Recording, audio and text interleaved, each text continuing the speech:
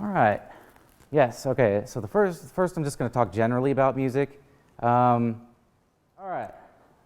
That's everybody's background. Got that. Doesn't matter. You're an expert. So I guess what I'm saying here, or what I meant to say, is that even if you have no background in music, you are born innately with an expert's ability. I mean, computers can't match what we can do as infants. Literally, infants can distinguish between 12 different forms of rhythm, like right off the bat. And we do incredibly complex, we could call it like Fourier analysis in the brain, and we can pick apart all kinds of different, we can focus in on a violin, do it in arpeggio, while there's a timpani, and we can pick all these instruments out. Whereas if you told a computer to do that, like, okay, filter out and just get the timpani, it's almost impossible. So we have incredibly, I mean, this is one of the last kind of frontiers that, like, if we were going to have an actual, like, CAPTCHA, you know what I mean? Like, whenever you have to prove that you're not a robot, if there's ever, like, a Terminators take over the Earth or something like that, that's going to be the thing we're going to have at the front, because they're nowhere near it. They don't even know how to solve the problem. And we do it effortlessly. And because it's effortless, I think, we take it for granted, and we don't realize the full power of it. This baby being tested. So what they did is they played music and then recorded brain activity where it would show up. And they're focusing on the frontal lobe because that is the lobe that's going to be kind of like predicting what's going to happen in the future. So a beat is not reacting. So whenever you're not reacting to a beat or a sound, you are predicting it. And they can do that from before they can even see, before they can do anything else. So, you could call it, I actually did look up today like a list of human instincts, and there's a bunch of them, but they can all, being social, like we're social animals, like that's supposedly an instinct. But there's exceptions to that. There is literally no exception for rhythm. It's unheard of. And I know, it's like my dad, for example, he didn't grow up musically, and he thinks he has no rhythm. But he was in an Irish band. He led an Irish band throughout my entire childhood. Like, he has rhythm. Everybody has rhythm, and it's all throughout the brain. You'd have to destroy the entire brain to get rid of rhythm. It's in the premotor cortex, it's in the frontal cortex, it's in the cerebellum, of course it's in the auditory cortex, the temporal lobe. So yeah, I was also looking up, just out of curiosity, kind of, so because here's the thing, music is ubiquitous in every single culture, and there are precious few things that actually can be said for, like smiling whenever you're happy, crying when you're sad, and religion. All cultures have religions. But without exception, every single culture has music. And so, not surprisingly, like the most early, these are 37,000 years old. So these are one of the most early artifacts that we have from mankind. And I found it kind of horrible that it was like recorders, so like crappy music appreciation classes were like since the dawn of time, And by the way, we're the only species that has this. That was my next question, right? So chimps, they can't predict rhythm? Are you sure? No, they can't. We are. Oh yeah.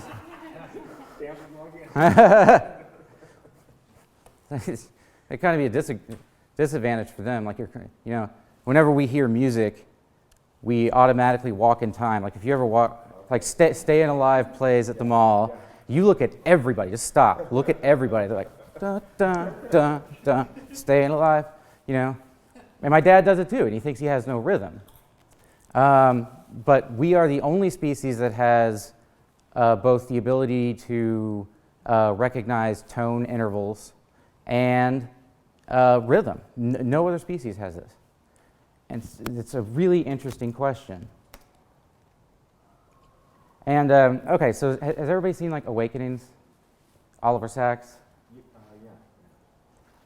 So you might have remembered, the part that stuck with me about this entire movie, I pretty much forgot everything else about it except for the drug name for some reason. I know it's L-Dopa, I don't know why. But, so you might remember that there were two things that would kind of wake up a patient with this Parkinson's variant that put people in kind of a catatonic state. Like if they moved, they just stay there. There were two things, and one of them was if you throw a ball at them, right at their face, they'll catch it, you know. But then they'll stay there. They'll stay in that place.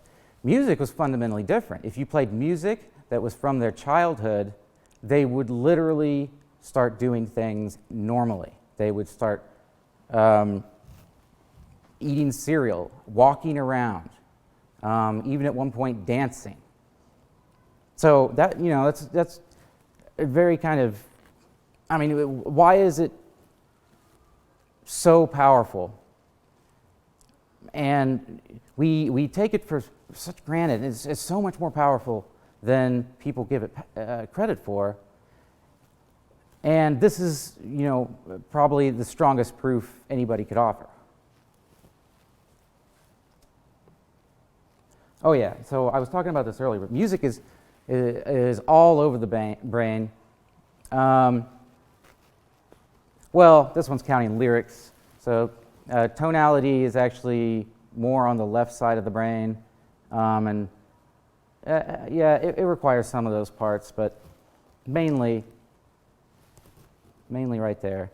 But rhythm, on the other hand, involves the cerebellum, the premotor, and the prefrontal, and it also, they forgot to include the auditory cortex. So it's all over, and it's absolutely unheard of for anybody to lose rhythm or to be born without it. So, you know, why, right? Yeah, why? Well, there's a bunch of different theories, and I happen to like one over the other, but the first one is that we're bipedal, and bipedal, is that how you pronounce it? Bipedal? Doesn't matter.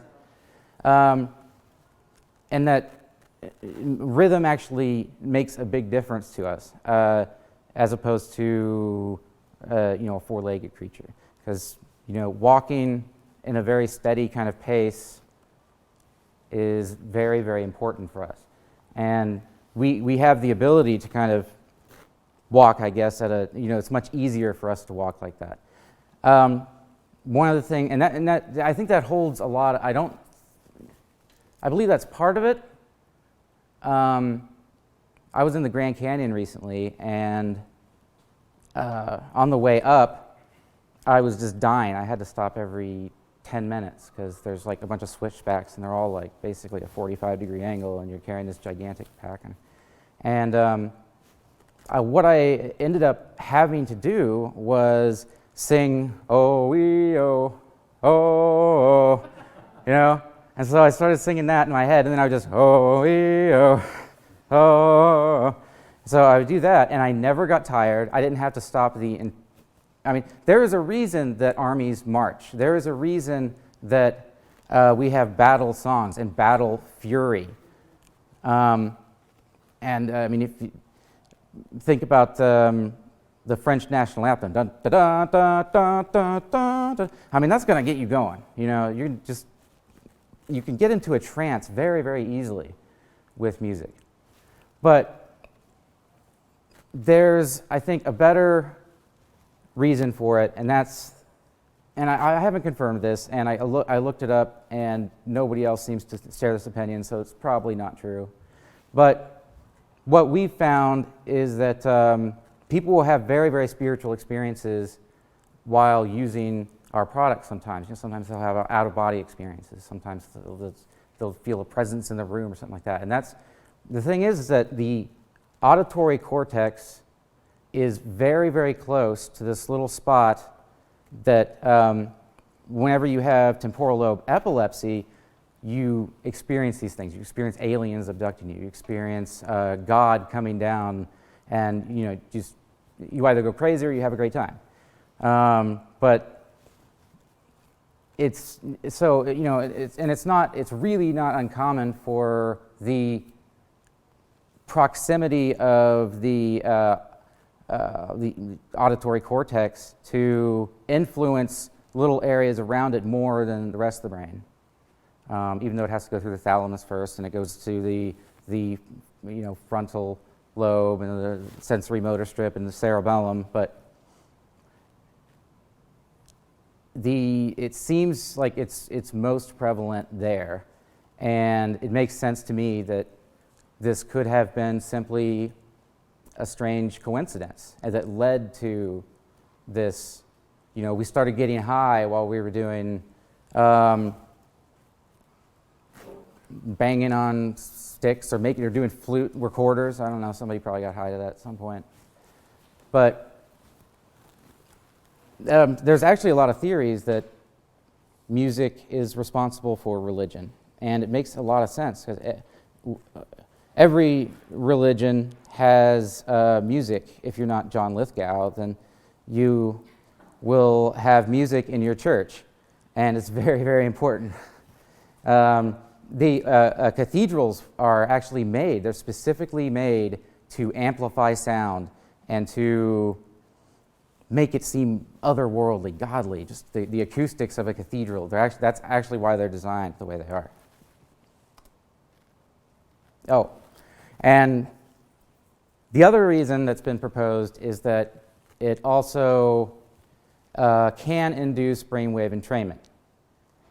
And so let me explain what brainwave entrainment is. Let's see if, okay, yeah. So what happens is whenever an auditory event happens and it interacts with the brain, there's this like I do a click, there's an evoked response, and it's like a sharp kind of little like that. And if you do those enough, if you keep giving them, but it has to be much more rapid than that, it starts to resemble brainwave patterns that are already there. Yeah, exactly. Yeah, exactly.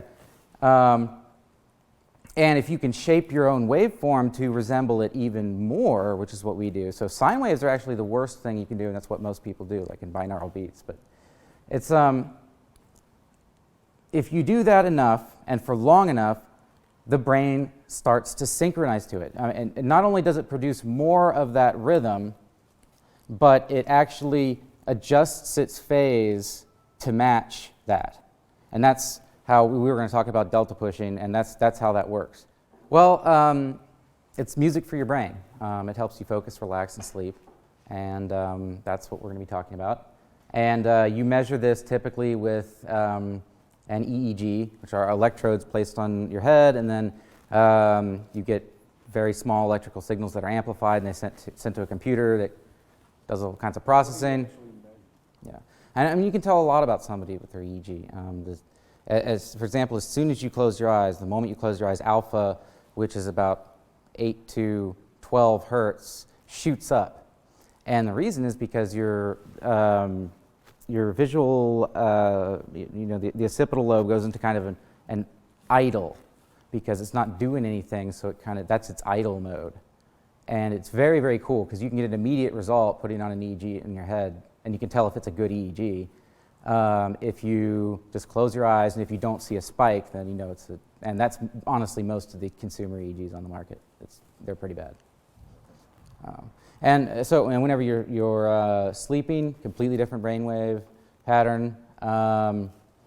Focusing, learning a new task versus doing something that you already know. I mean, the list goes on and on and on. So Yeah. So you need to explain the phase, because you made that comment. Phase. So you could kind of think of phase as the starting point. So let's call this, positive and negative. And, if you just create like a sine wave like this, then its phase is at 0 because it's starting right there. And we'll just call that 0. And if you had something else that maybe started, say, at the top, the crest, you see how that's out of phase? Well, I kind of fucked that up. That's just me. It's not phase's fault. I'll hold against it. And then you could have, an opposite, like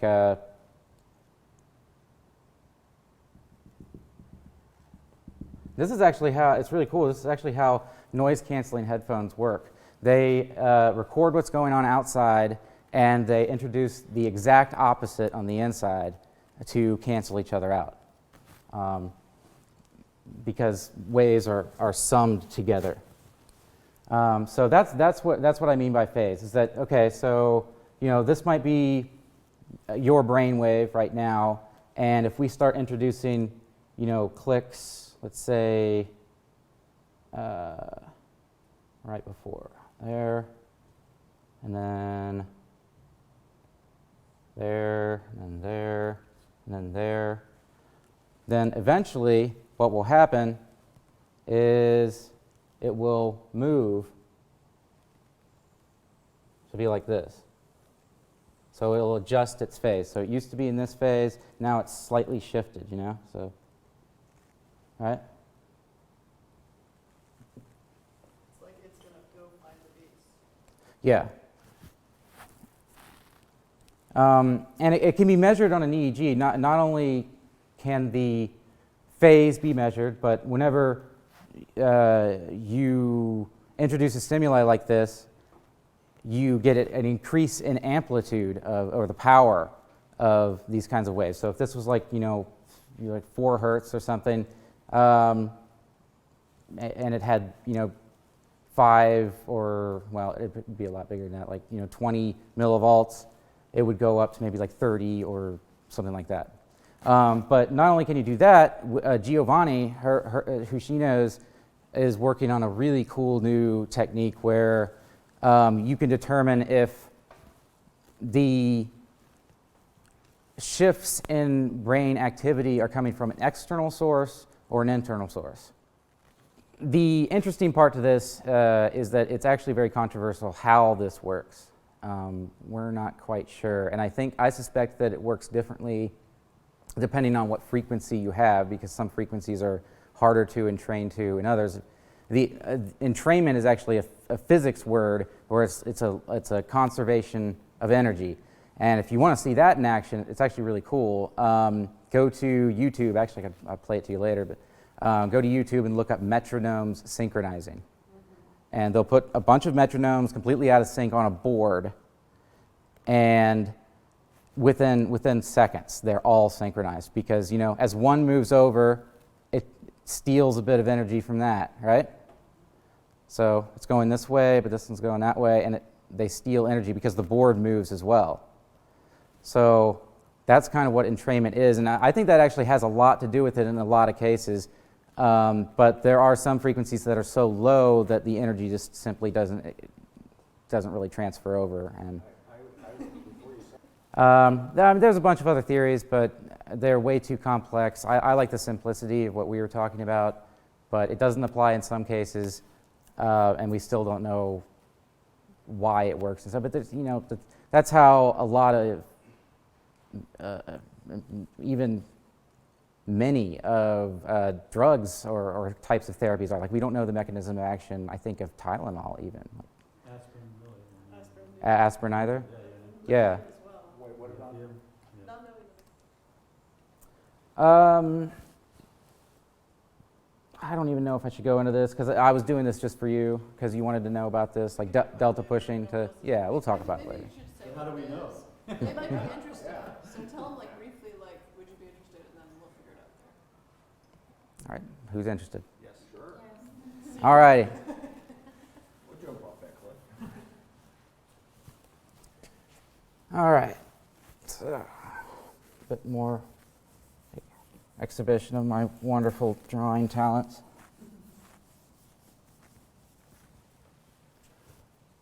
All right, so Giovanni works at Northwestern and has a patent with Northwestern to do what's called delta pushing.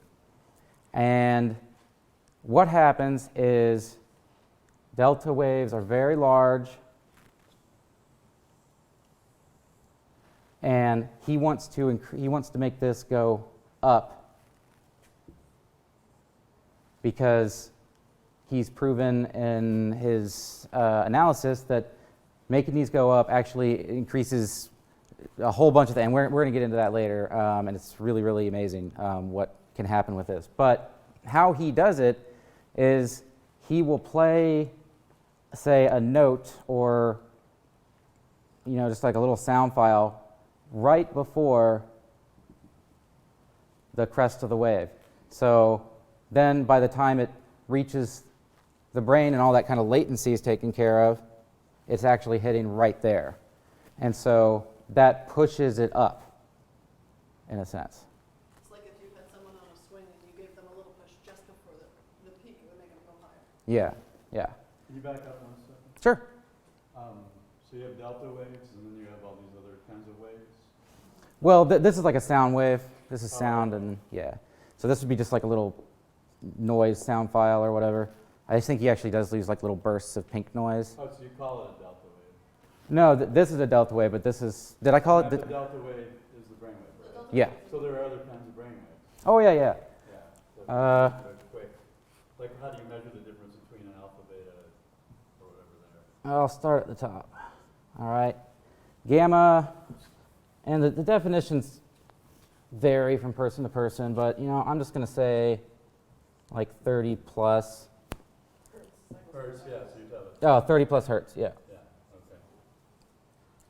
Then there's beta, which is 13 to, like 29.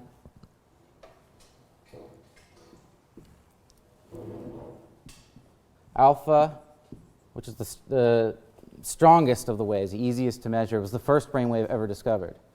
Because again, what we were talking about closing your eyes, you can just, it's an immediate, like the waves change, and it's very visual. And that is 8 to 12. And then there's theta, which is, say, yeah, I was going to say like 4.5. It's kind of hard. Let's see, to 7.8. Though I actually kind of disagree with that, to be honest. I'm going to say 6.5 because I believe that there's kind of a golden zone right after that, like in the middle here and or in the middle here, and a lot of people agree with me on that, and I can talk about that later. And then finally, there's delta, which is about 1.5 to 4. And then there's something we'll be talking about later that's really cool. Some people call it subdelta. They do that in the private sector, but in academia, it's just called slow waves. And that's anything from 0.x to 1.5 or so. So there, due to my incredible handwriting, that is now very clear. And yeah, I mean, and breaking them down into these kind of categories, like what we're talking about, like this gives you an idea. Like beta can be broken up into other categories. Low beta indicates something, high beta indicates anxiety. Alpha, depending on your peak alpha, you can actually pretty reliably determine someone's intelligence. It's pretty cool. That's the talk I did at biohacking, which was really, really neat. It's directly correlated, so the higher your characteristic alpha, the higher your. Yeah, exactly. And there's a lot of protocols to kind of increase that. And I was actually able to do it, so it's pretty cool. Like I was showing people my brain on the You upped your peak alpha? You upped yeah, yeah. That's It only took like 10 years, but yeah. So that's like your clock speed, basically. Yeah, essentially, yeah. Like, or raising your idle speed, you know? Theta, we're not in much as adults, and there's a lot of, if anybody's ever says, okay, we have a theta session, walk away, because those people are not, they don't know what they're doing, and theta and regular delta here are generally very, very bad for you. They're most prevalent in people with closed head injuries, and so I know a lot of people that have paid thousands of dollars for CDs that from a company I won't mention, and now they've been doing it for 10 years, and they just keep getting worse and worse and worse, and it's really sad. Unless you're sleeping. Well, if you're sleeping, you still don't want this. You want this. On the way down, don't you want some delta on the way down? I've actually found that to be counterproductive, because, well, the reason, and it might not have anything to do with entrainment itself, it might have to do more with how we interpret rhythm. But if you think about, okay, what's 2 hertz? That's 120 BPM, you know, boots and cats and boots and cats, and it's like that's going to make everybody want to jump up and get down. Like it doesn't matter how relaxing your science says it is. Reality says it's. So I tend to avoid those frequencies for that reason, and theta is just bad for you. I actually get sick every time I use theta. But we'll be talking about slow waves later, and it's really cool stuff.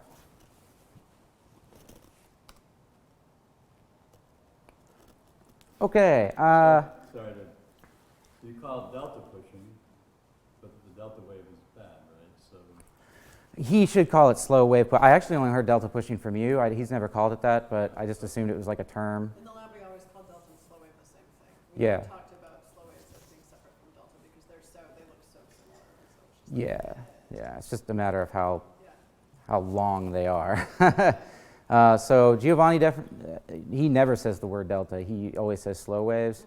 So I've just kind of adapted that. And in the industry, it's definitely sub-delta. We call it something different. Yeah. So this is kind of what an EEG looks like whenever we are trying to stimulate it. And here, this is a sleep session. Baseline is in blue, and stimulation is in red.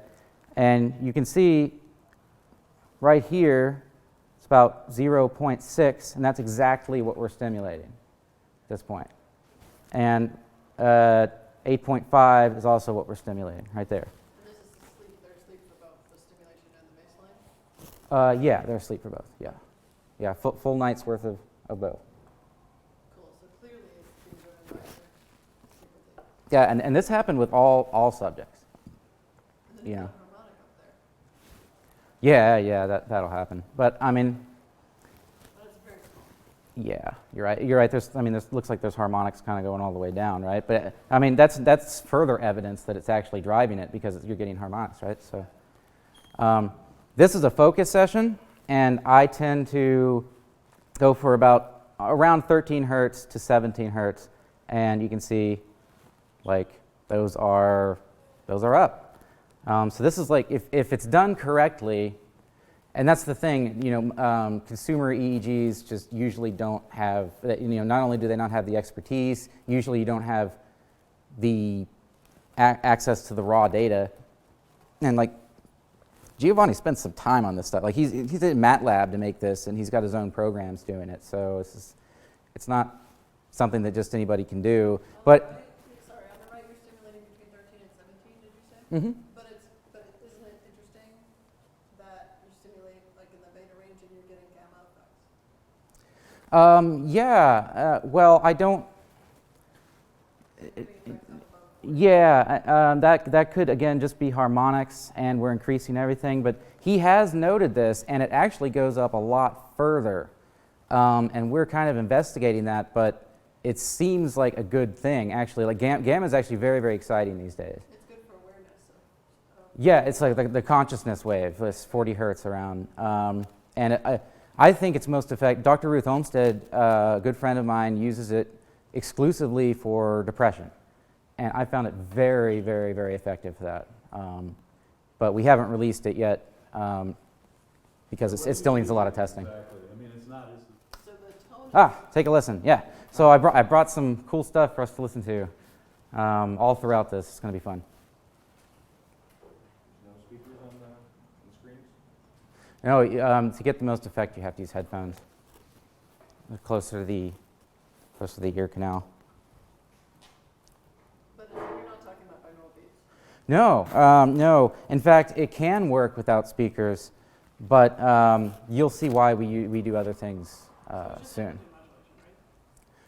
Typically, yeah, but we filter out specific frequency bands for it. So if it's an orchestra, for example, I'll do a bunch of band stop and band pass filters to try to single out the violin section and add a certain effect to that. According to your band pass filter. Yeah, exactly. Yeah, it's pretty cool, and you'll hear it. It's like to the untrained ear, like if you didn't know you were listening to it. Though you'll know in this one because I picked this one in particular because it is obvious. So let's see if I can find this thing.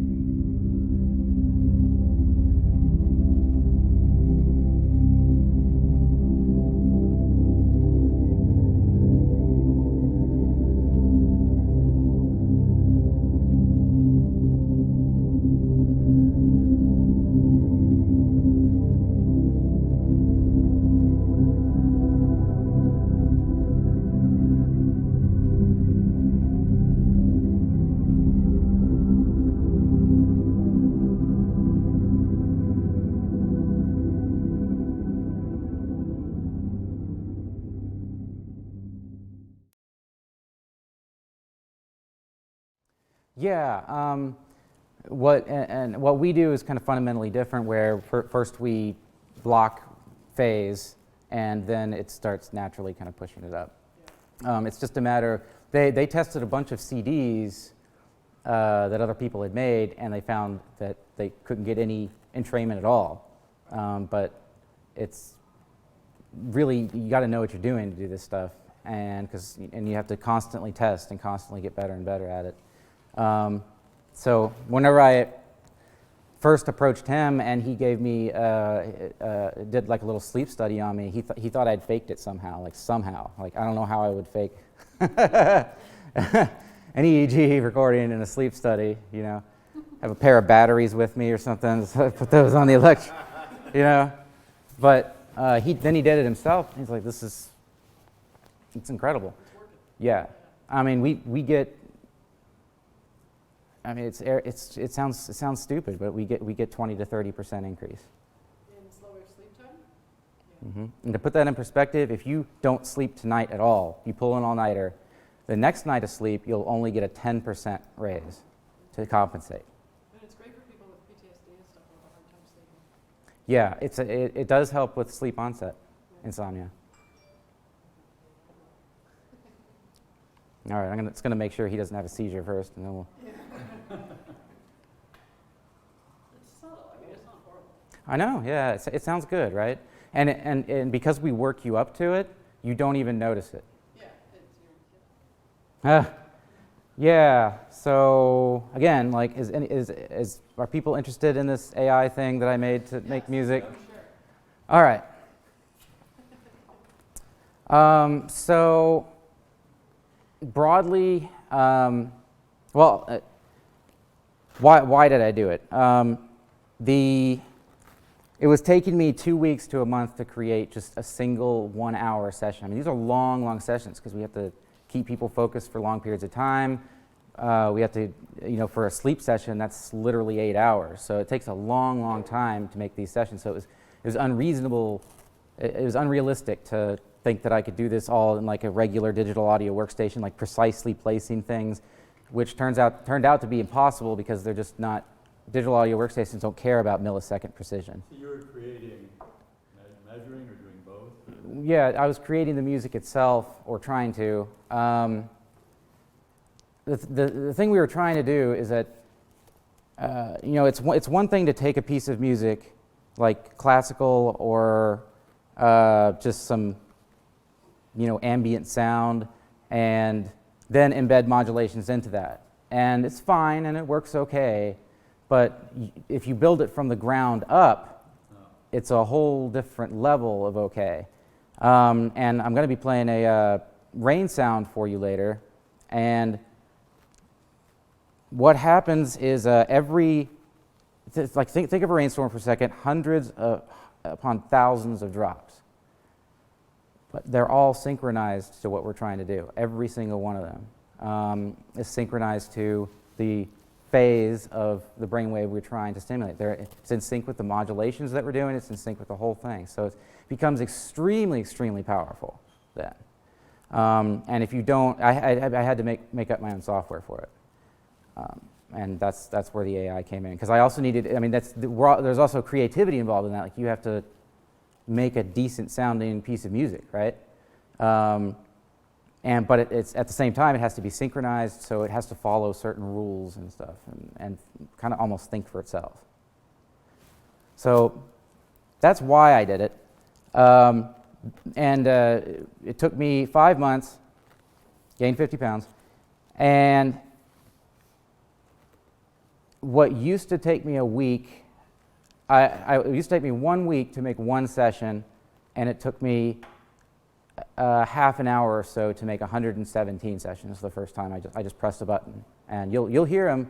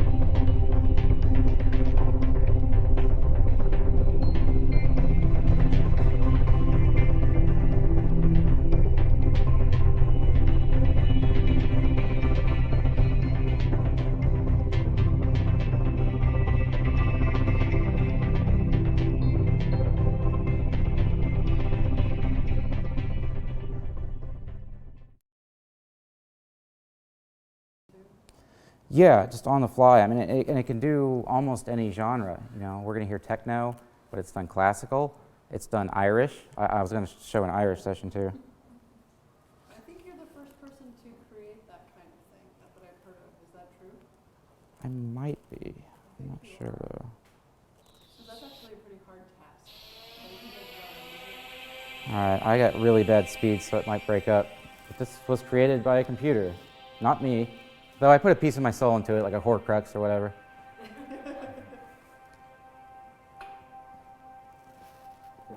All right, so while that's going on, yeah, maybe I can just kind of glide through the rest. Wait, could you tell us a little more about the AI thing? I mean, what did you use? Oh, yeah, I forgot to do that.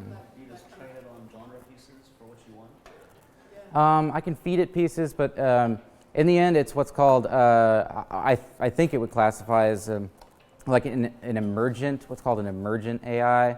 So you have kind of, for every song I create a overlord, like a song bot, right?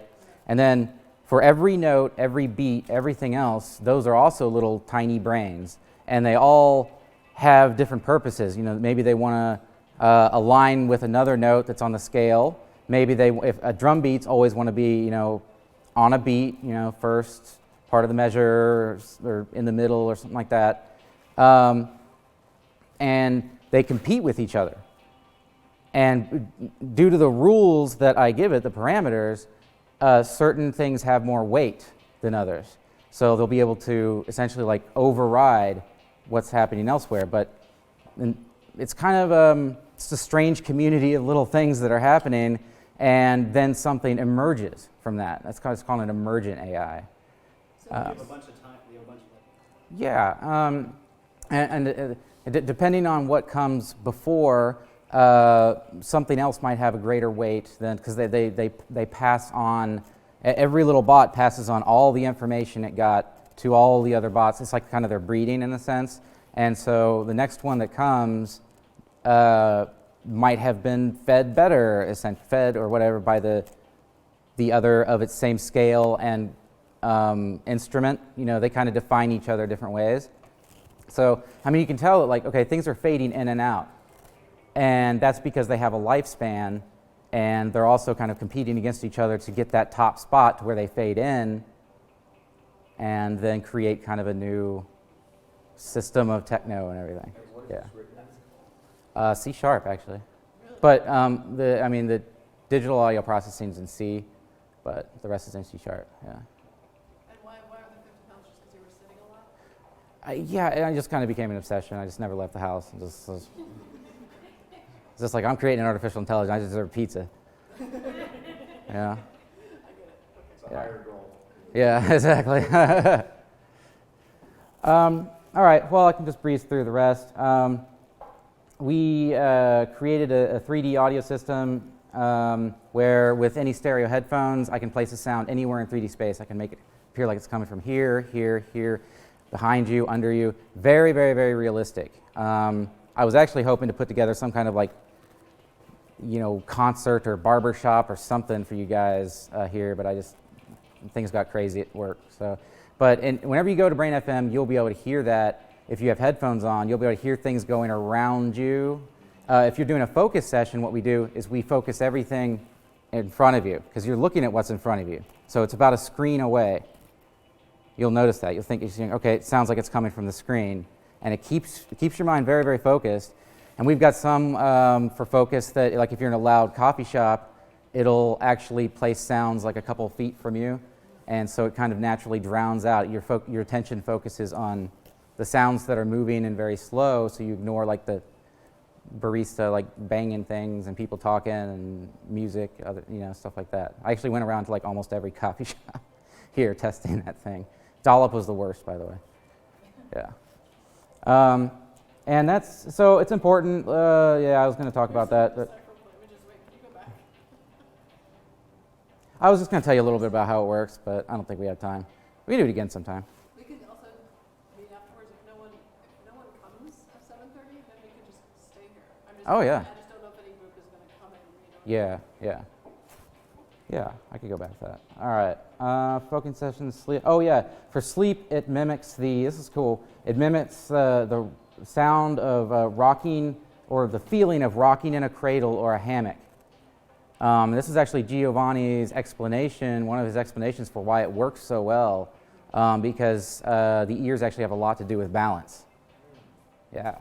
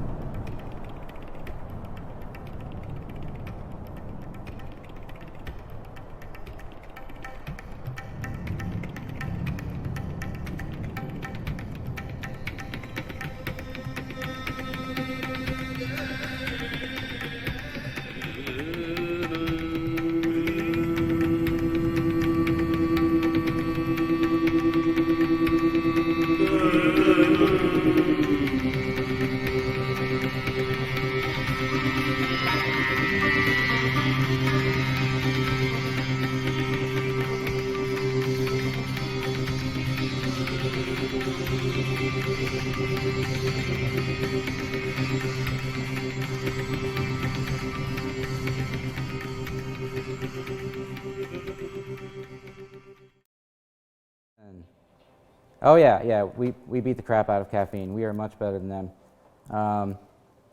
So here's a table.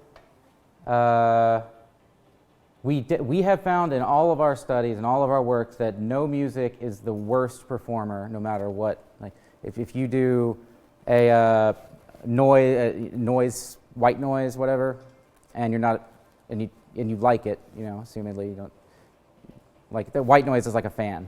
So, yeah. So if you like it, then that would actually be better than just silence. Silence in itself is a distraction for some reason. Like it always gets very, very low values. These are, what, response times, or what does milliseconds mean here? Yeah, the response time. So we did a battery of tests. It was about 2 hours, and we got 16 subjects to do it. And so it's actually really good that we, like a similar study I'm going to mention with caffeine did basically the exact same thing and didn't reach statistical significance with 250 milligrams of caffeine. Like that's a boatload of caffeine. It's like 2 Vibrant pills, you know? It's a lot of caffeine. So Where did the caffeine place? it didn't reach statistical. I can go to that. Let's see. So no music again, good. The placebo music. The thing is that the placebo music was still AI generated because I needed it to be as accurate as possible. Literally the exact same thing. So you know, I'm in a unique position actually to make a sham that nobody, you know, to double blind things, right? And so I have a feeling if the placebo was say classical music or Spotify or something like that, it would be much lower and we'd have hit an even greater result. But as it is, we hit a great result for the number of subjects that we had. So this is the caffeine study. Yeah.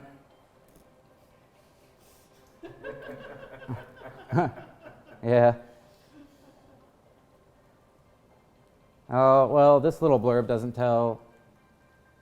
But according to Giovanni, and I'm sure it's true, they used basically the exact same tests. They're pretty standard tests, very reliable tests for attention, memory, you know, distractibility, that kind of stuff. And we did a battery of them. We did like four different ones, and we had people do it. Like we'd have people wait like 2 hours before doing the next one, so it all kind of levels out again. And like it was like a week-long process for everybody. It was insane that they did it. But yeah, we got a lot of people involved. Yeah, you can take a picture of that, but there's a bunch of cool EEG correlates to focus, and we raised them all, which was really, really cool. And then again, there's that thing where I was going to show you. Okay, sleep. Again, we're raising it slow wave activity by 20 to 30%, which is absolutely insane. But what we're also doing is increasing spindle activity. And spindles are super interesting. Spindles are memories being encoded. A lot of people think memories are encoded in REM, and they are, but a specific type of memory. Emotional memories are encoded in REM, and there's actually some pretty cool stuff other than that it does with memory. It seems to be like a checksum for memory, like it checks if the memories that you have are valid by dreaming. It's really neat because memories are very malleable, so you have to constantly be defragging, essentially, and that's what REM does. It's really, really neat. But they don't really encode most memories. And in slow wave sleep, that's where memories are encoded, and they're encoded by these things called spindles. And essentially you have this long wave, but occasionally... Did you just tell us that what REM does is basically error check and store your memories? And it encodes emotional memories, yeah. Cool. I know, right? Yeah. Isn't that so much cooler than what you thought it did? Just like... I thought it just made the eyes move fast. I thought I was just dreaming for no reason. Thought I went back naked in high school for no reason this whole time, but it's just testing your memory. So sleep deprivation really, really bad. Yeah, really good for learning. Oh, yeah. Yeah, there's a lot of reasons for that. Of course, it also connects interestingly with Freud. Error checking and emotional processing. Oh, yeah. So, but most memories are encoded in slow wave sleep. It's the slowest, deepest form or stage of sleep. And what you see is you'll see this big long wave going, and then you'll see a little burst, like And that's a memory being encoded. It's literally one memory being encoded, and it's really neat. With the increase of delta power, we're also increasing spindle power, which generally actually doesn't happen this much. It's 1 to 1 almost. I mean, look at that. And a correlation like this is just absolutely impossible to deny. So we're really happy about that, and we're going to be doing some actual memory tests. I mean, it's going to be really easy to do, just because with this kind of result, it's easy to find people that are interested, because this is pretty insane. You know, we're living in an era where it could be possible that within 5 years, somebody could literally prescribe and your insurance pay for an MP3, people. You know, it's crazy. We had an HRV test, heart rate variability. You guys know about that? No? I might have to go into it another time, but essentially it's heart rate variability. It measures intervals between heartbeats, and you want more variability is better, and it's a high predictor of mortality. Like if you have low variability, like if you have a constant rate. I mean, if you know, the best way to demonstrate it to yourself is whenever you take your pulse and then whenever you breathe in, your pulse will quicken. And when you breathe out, it'll slow down. But if that doesn't happen, then you're in trouble. Yeah, you know. it's like if your heartbeat is beating like this always, Yeah, you're likely to die in your 40s or 50s of a heart attack. I mean, Yeah. that's how much of a signal. exactly. And as far as I know, we are the one of a very exclusive group of therapies that does this passively. To increase HRV, you usually have to do breathing techniques, more exercise, but I mean, this was actually published by a guy in Italy, and he didn't even contact us. He just used my software and then did this with it. It was really neat. So that's a really impressive result. Was the focus entrainment or the No, this is actually alpha. I'm not sure, what is the chart telling us, subject wants Oh, I didn't even put that. Oh, no. Okay, so this is just at rest, not doing anything. This is the brainwave entrainment. So that's really cool. I mean, we could potentially have stumbled upon something that could passively make people live longer. You know, just almost like a pill, really. Only better. You know. Would you take it like at night while you're sleeping? I think in this study they did maybe 15 minutes a day. I mean, it's not bad, you know, and it's really relaxing. Like it almost feels like you're high, to be honest. Like pain reduces. It's kind of an escapism in itself. It's just a wonderful feeling. I mean, go on Brain FM and you'll see. It's either like a state of gratitude, kind of appreciation. Well. I don't know. I feel like that's what it does for me. I mean, it definitely does that for me too, but, you know, I'm probably more grateful that I was able to finish the AI you know, so, yeah, I'm sure some people have a completely different response, but yeah, generally positive feelings. People come off of it and yeah, just crazy reviews we get every day that people just like, wow, this felt incredible. And it's a feeling. That's what I should also emphasize, is that everything that we have on Brain FM, you will feel very quickly. This is not something that you just play and you hope that it works. You hope that it's working. It's literally, you can feel it as soon as you get into it. You know, within 30 to 40 seconds is when most people are just like, okay, this is kind of working. And with the focus sessions, it'll just get better and better up until about 10 minutes, and then you'll just be, you know, like our users are actually calling it audio Adderall, which is not far from my experience. You know, I'm ADD kid, and you feel like doing stuff that you wouldn't otherwise feel like doing. Like, I'm just gonna get this done, hammer this out.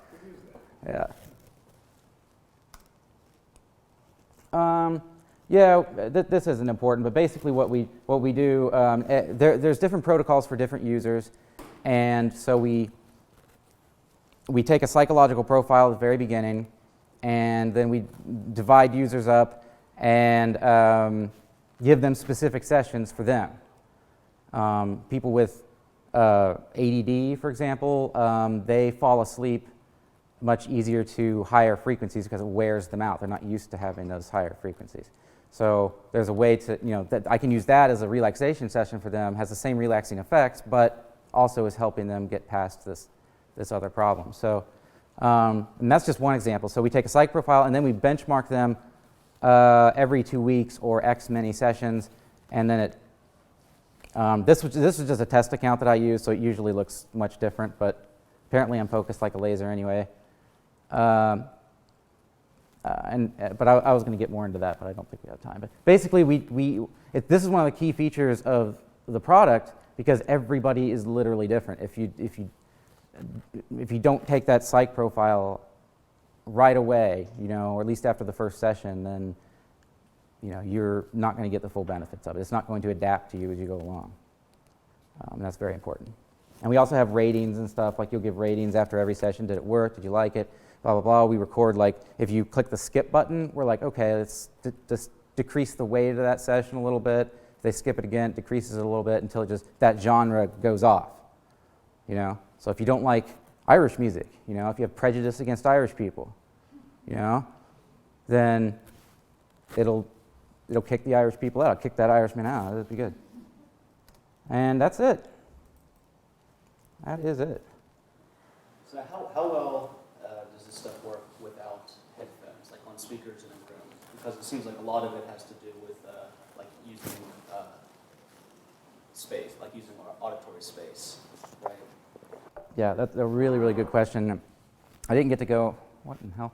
I didn't get to go into it before, but the 3D audio helps in a number of ways. So we use the 3D space to focus your attention on what you should be focusing on, but the brain pays attention to motion.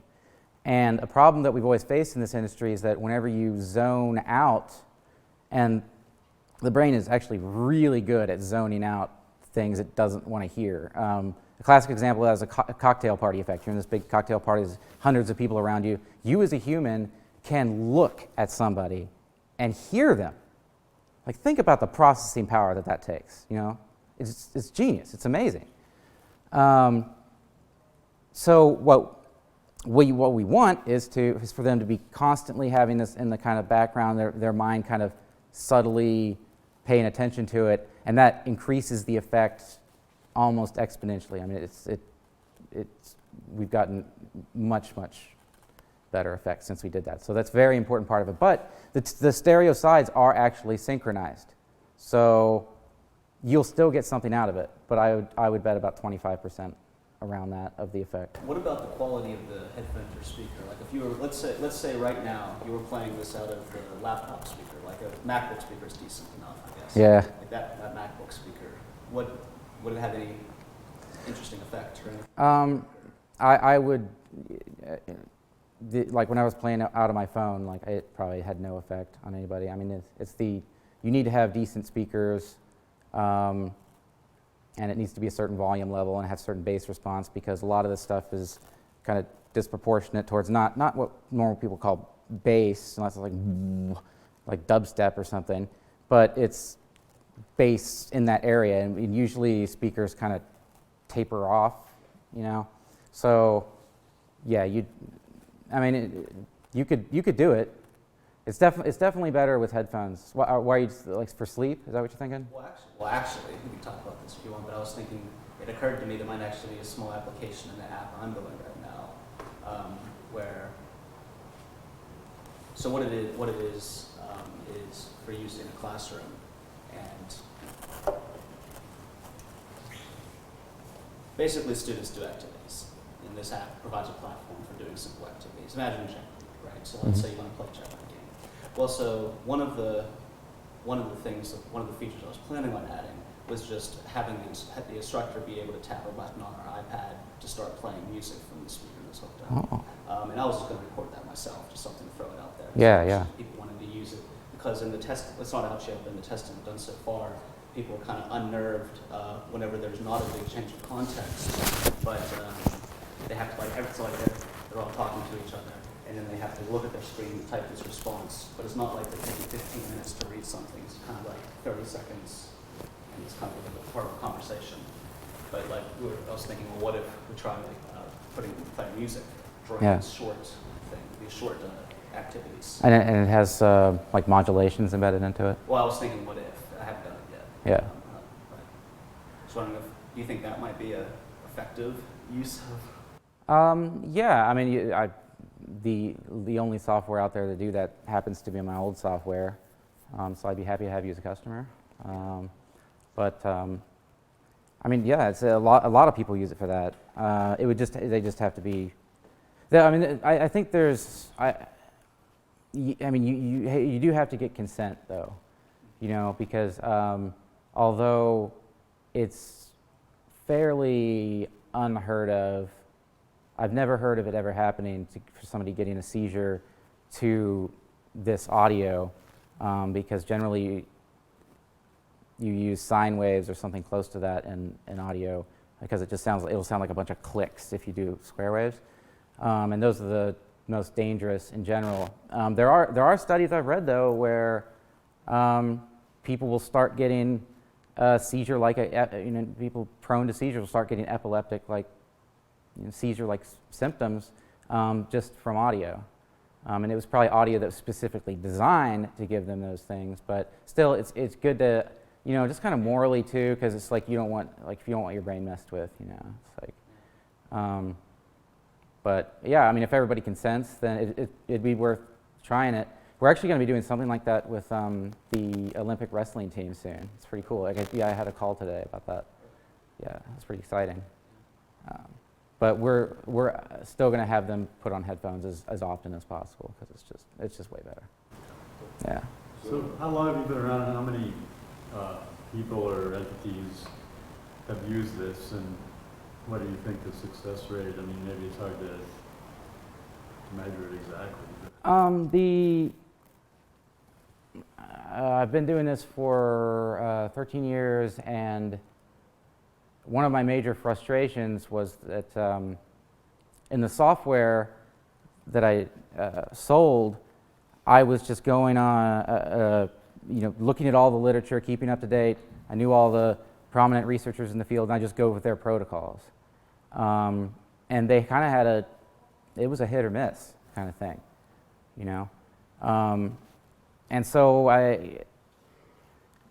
with that part of the business, it's 50-50, I'd say, whether somebody's going to, but with Brain FM, it's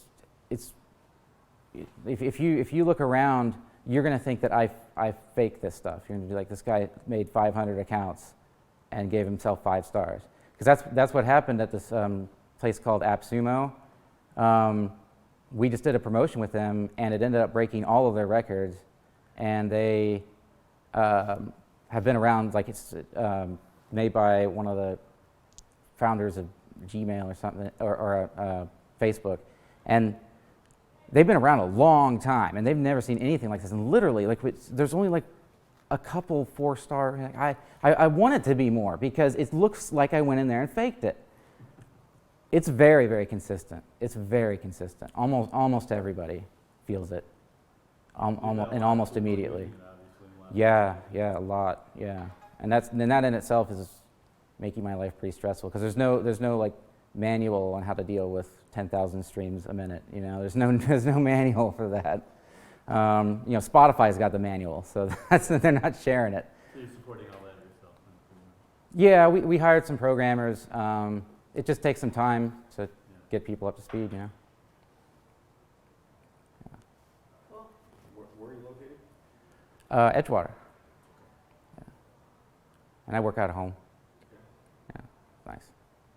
We have kind of employees everywhere. Italy, Britain, Canada, all over the United States. So it's kind of modern company. Like, it's not for everybody though. Some people get really like, I need social activity.